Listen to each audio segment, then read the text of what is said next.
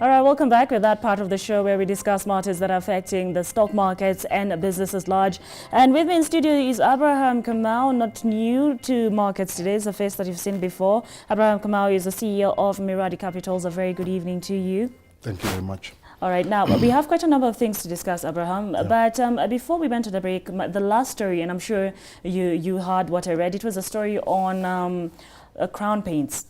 Now, Crown Paints results and the profits have dropped by 17%. Yeah. Now, what caught my eye is the fact that this particular company is in the list of over 10 listed companies that have announced their profit warnings from the 2018 results, showing a profit drops of 25% or more.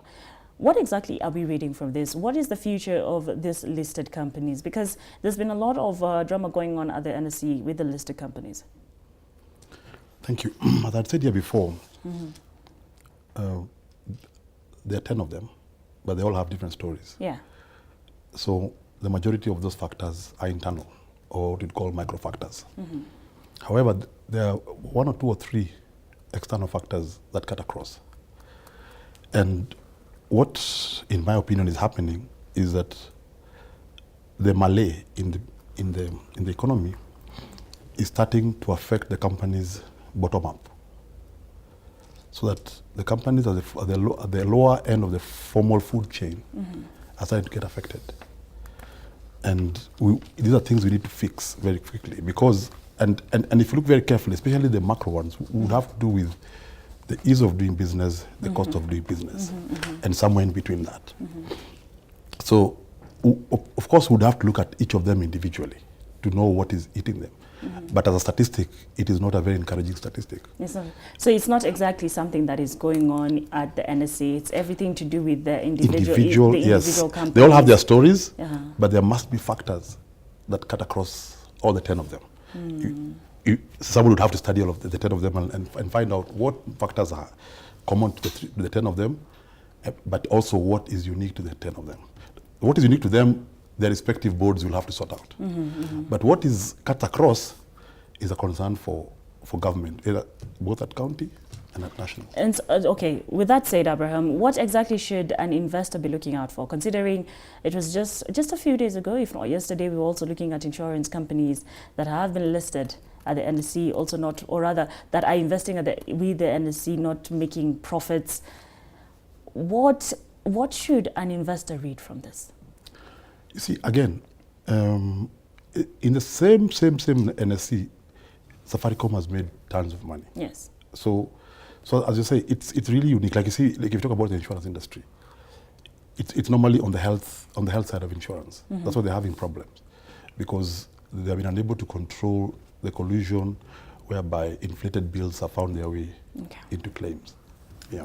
All right. Let's move away from Martyr's markets now.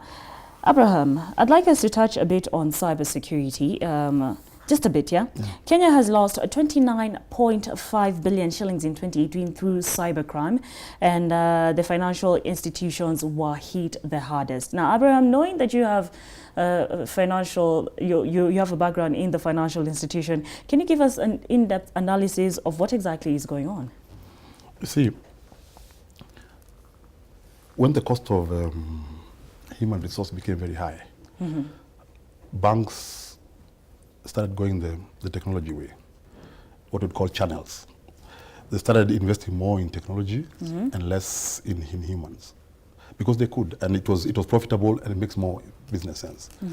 However, the more we built our business around technology, I think we only looked at what technology could do to us, but we paid very little attention to our vulnerability to that technology.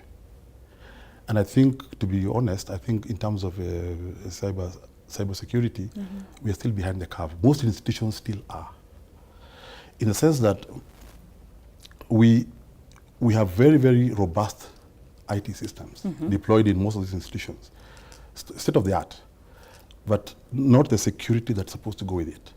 So what happens? So it is those vulnerability areas that are capitalized upon, mostly by insiders, colluding with outsiders, because it's very hard to pull that off without somebody from the inside. So what really need to happen is they also need to invest heavily in cyber, in security systems, Yeah. which are there.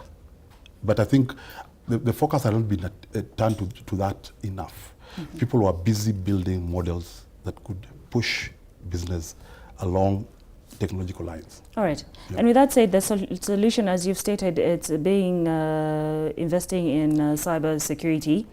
The loss has already been made. 29.5 billion shillings is also as close as 30 billion shillings, and that's a lot of money. It is. How exactly, in detail, how exactly does it affect the economy?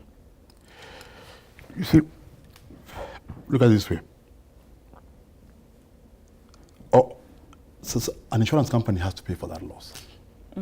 Most of the time, actually probably more all the time, because banks by their nature tend to insure their business very well.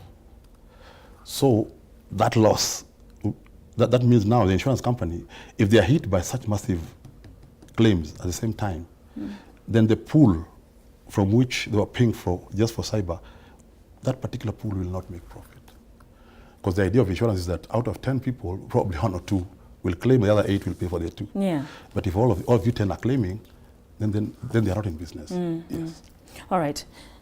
Putting cybersecurity aside, moving into the fuel increment, a topic that, of course, all Kenyans will feel, be it the common wananchi to those driving the big cars. Now, the Energy and Petroleum Regulatory Authority, the former ERC, has released retail pump prices in Kenya for the period between the 15th of May to the 14th of June. And get this, Super Petrol will have an addition of 5 shillings and 43 cents. Diesel, an addition of 2 shillings and 24 cents. And then kerosene will have an addition of 2 shillings and 40 cents. Abraham, very quickly, I want to hear your sentiments, especially relating it to what is going on globally.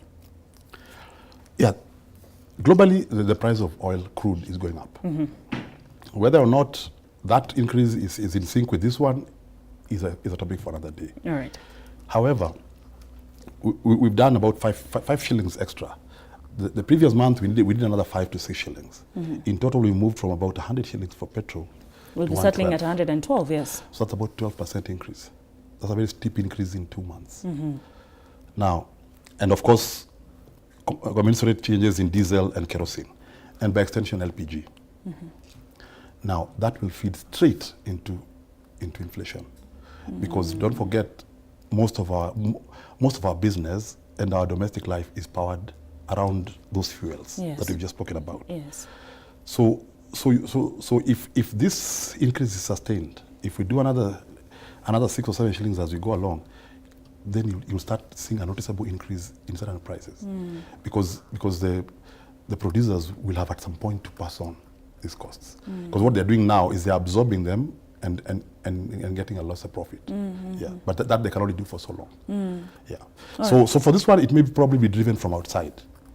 But if it continues that, then that inflation, external inflation will come to our economy. It will definitely affect the economy. Now, allow me to digress just a bit. Now, there's an argument that once the global prices shoot up, the local prices shoot too. But once the global prices go down, it's very hard for the local prices to go down as well. What do you read from that? That is true. Yeah. So I think that is incumbent on ERC now to be as quick to bring the prices down when the global prices go down. The same way they're quick in bringing them up when the crude prices go up. What criteria do they use? There's a formula. There's a scientific formula that they use, which puts in certain factors, including the exchange rate, the cost of crude, and many other factors. It's quite an elaborate formula. So it works. But you see, a formula is as good as what is put into that formula. So, and if that formula should work, then when the crude is low, if you put it in, then it should give you a low price. You have mentioned the exchange rate. Yes. And that was my next question to you. Yes. How exactly does the exchange rate or the relationship of the dollar to the shilling or the shilling to the dollar affect the fuel prices that we're getting right now? You see, if for example we have a strong shilling, by a strong shilling I mean, let's say the dollar went to 90 or 80. That means you need less shillings to buy a dollar. Then, let me put it this way. Okay. If the shilling strengthened by 10% and moved from 100 shillings to the dollar to 90 shillings to the dollar. And the crude also increased by 10%. Then ideally there would be no effect, because the dollar, whatever dollars you needed now cost less. So the price has gone up, but that increase has been more than, or has been compensated by the strengthening of the shilling. So what am I saying? That if you have a strong shilling and the shilling continues to strengthen as the price goes up, then the effect will be felt less. Yes, and see, this will only happen if we increase our exports, because that's where we get our dollars from. Yeah, we do our tourism better, which we are, and export our tea, our coffee, and we continue getting more remittances from abroad. Those are the main areas where we're getting most of our dollars from. All right. Yeah. Now let's get down to business and completely give detail into this massive fuel problem. Looking at what's going on between US and China, looking at what's going on with Iran, where is all this, the increment of fuel, how it's coming in? Please bring us up to speed. You see, price is determined by demand and supply. Now, the main player in this oil business is OPEC, Organization of Petroleum Exporting Countries. And they have the power to control supply. So that means they actually can control the price, because if they want the price to go up, they restrict. Don't forget, countries where a lot of oil would come from, countries like Libya, Iran, they're on embargo. So the oil doesn't count. So the big players remain around the OPEC people. So those guys actually control how much fuel costs. Yes. And why? Because they can, and because they own the resource. Okay. All right. Now, moving on, what economic implications are we looking into? What sectors in this country are going to be affected mainly? I would say nearly all, because look at manufacturing. So all the input prices for fuel, the ones that use IDO for their furnaces, or the ones use diesel, those ones will be up because that price has gone up, and by 10%, and by 10%. Then transport industry. If you sustain this, before long you'll hear your fares have gone up. Of course. So and it goes down. Even look at the hotel setup. You see, so fuel is cross-cutting. Everybody is touched by energy. All right, and of course the different listed companies, the NSC, especially those that are under the manufacturing sector and the agricultural sector. Actually, if it's sustained, they'll all feel it. Everybody in the economy will, at the individual level and at the corporate level, depending on your inputs. Unless, of course, you're saying your inputs and production processes are not fueled. And those industries must be very few. Yeah. All right. Now, I want us to take a look at the agricultural sector. Now, the agricultural sector transformation and growth strategy 2019 to 2029 states that the government wants to grow small-scale agricultural projects. Now, one of the daily publications has called this proposal as radical. They've termed it as a radical proposal, and it has been brought in to save Kenya's ailing agriculture. You've gone through the proposal. What sentiments do you have on it? You see, first of all, on the face of it, I think it's a very good document.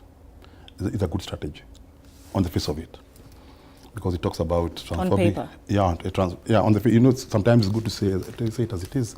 It's a good document and it's a good strategy that spans 10 years. And if you look at the import of that document, is that I think we have come to the realization that we only have about 13 to 17% of this country that is arable, and that space is going to expand.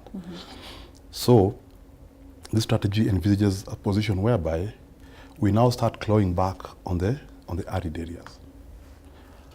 So we're talking about 150,000 acres put under irrigation, broken down to about 50 farms. Now, then we'll have about 1,000 SMEs servicing this.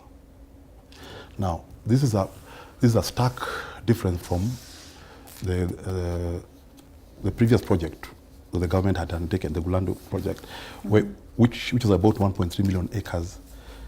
And the difference is the government has actually, I think, has accepted that I think government has no business in government. Government has no business doing business. So this time round, this will be a private. This will be done from the private sector. Yeah. And they're even developing a criteria of how those 50 will be arrived at. So that is the long of short of this document, to my understanding. Yeah. So now, if you break it down, it envisages that the small scale or the small scale farmers, especially in those areas, the arid areas, will increase their income. And of course, we'll have more agricultural land under irrigation and under production, and most of all, increase our production. However, we're talking about increasing production by increasing land. Now, if you look at Kenya, we're producing about 1.5 million tons per 1.5 tons per hectare per year. The world average is 6 tons per hectare per year. Now that means we are 4 times below. So that means if we upped our technology only, even without this, without the expansion, we grow our production 4 times. So is this? That is so. What I'm saying is, this is good because first of all, it closes into new areas because we're going into areas that are not being farmed as we speak. But now, on the hindsight, let's also not overlook the currently farmed areas that they are underproducing. So is it sustainable? As much as you're saying it looks good on paper, it's a good proposal, as much as the daily publication says it's radical, it's a good proposal. But is it sustainable from where you sit? It is sustainable it's sustainable for as long as, one, you see, like, the critical factor here is water. Okay. Now, water in arid areas means either dams or you bring it, you pipe it from somewhere else. So it's either of those 2 options. All right. Yes. Now, with that said, this is supposed to take place between 2019 to 2029. Yes. Yeah. But it's not something to do with manufacturing. We are not assembling anything. We are looking at food, and food is something that should be immediate. Yeah. So how exactly are they planning to work through this from where you sit? How is this going to be a success, considering food is a basic need and food is a factor that's supposed to be immediate? That's true. This will not sort out today's problem. So this problem must be solved in other ways. And how that can be solved is, one, I think we lose too much of our food in transportation, in the storage place, and in the storage itself. And some estimate between 20 and 40% of it is lost. So we need to improve what we have right now, and that we can do in a season to kick off. Because you can see there's an element of identifying who's going to be on those things. So you talk about maybe an year's a year lag, but even as I told you, with what we have, we can up production from even if we put it from 1.5 to 3 million to 3 tons per hectare. Already we solve the problem. But again, Kenya, we have problems of having a lot of food in our food basket, and people dying 100 kilometers away. So the question is, do we need to improve our logistic around this food getting to its end user? Because maybe we don't have a food problem. Maybe we have a logistical problem. Logistic problem aside, yeah? They want to make changes in areas where people, they might, or rather they do want to make changes in areas, different areas, to ensure that they implement the program, the agricultural proposal. But not every area has people who are farmers. In fact, that's a critical factor. You see, this this plan presupposes that if you give me water and you enable me, I'm going to farm. But we have to overcome that barrier. That certain areas and certain communities are not farmers by nature. So I want to believe that there has to be a cultural change component in this strategy, because if you don't, what will happen? If the communities on the ground resist it, then it's dead on arrival. So you're right in that, yes. But you see, if any rational human being, if you show them the benefit of change, they will change. They will. But if you appear to be shoving it down their throat, they will resist it. So what's the proper way to go through this? The proper way to go about this is start from the known. The known is that in most of the arid areas, you do not have enough food. So we are going to enable you to solve your own problem for a change. And that will be a good entry point. So you wouldn't say that the whole proposal is overambitious? No, okay. I think it would be too early to demonize it. I think let's give it the benefit of doubt. But certain things can be seen from here, and as I'm saying, certain things just need to be incorporated. If at all they're not there, yeah. All right. And with everything that the government the country or rather is going through, and with our debt and every other nitty-gritties, the employment that is being stated that is not trickling down to the common Wananchi, they're not really feeling it, they're not feeling the economic growth. Would you say that the government is lacking priority at this particular time? You see, to the contrary, if this is done properly, the trickling down of economic growth down to the actual economic development will happen, because we'll have more players contributing to national product. Because if I'm a small scale farmer in a farm and I'm producing something, then I'm part of that production, and when I sell it, I'll feel that. But as we speak, this person who is in this arid area probably is living an unmonetary life. You see, he has no money in his hands. But this, and you see, one of the outcomes is that it wants to increase income for the household.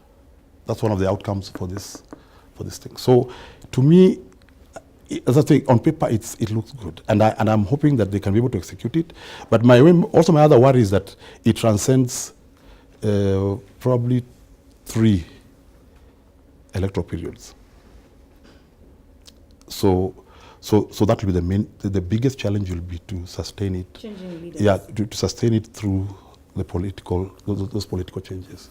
That will be the biggest challenge for this, because I think we have the human capacity, the economists, and the technical expertise to execute this. Yeah. No doubt about it. Yeah. We're not short of people to do this. But the governance might bring. Yeah. So if the governance of the day, now and then, remains committed to this, I think it's going to happen.